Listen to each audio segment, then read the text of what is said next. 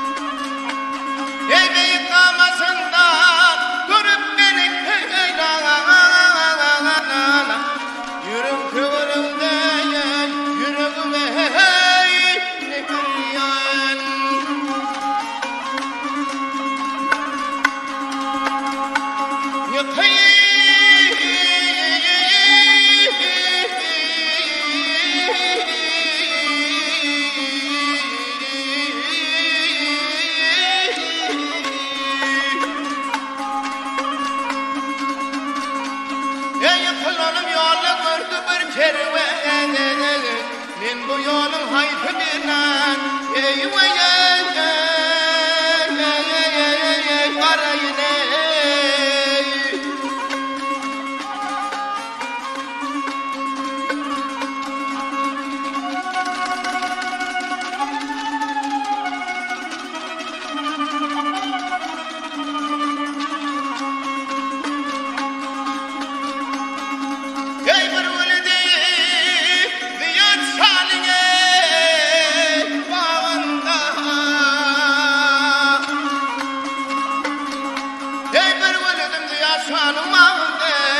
Akçalandır hem tayağında ey sonuna.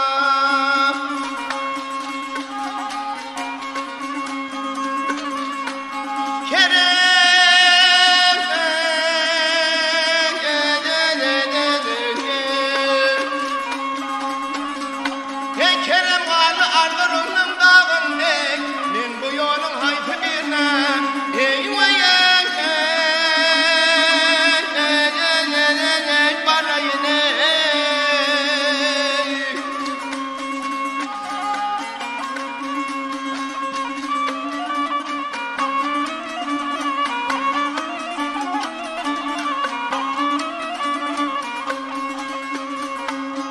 Kerem varlı ardı rumun eyvay dağına.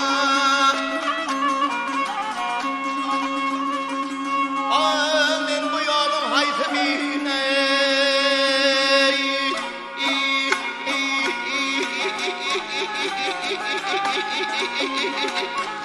ha ha ha.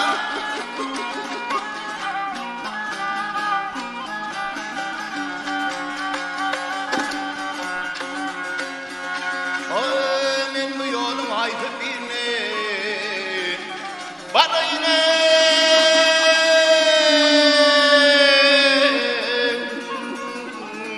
illere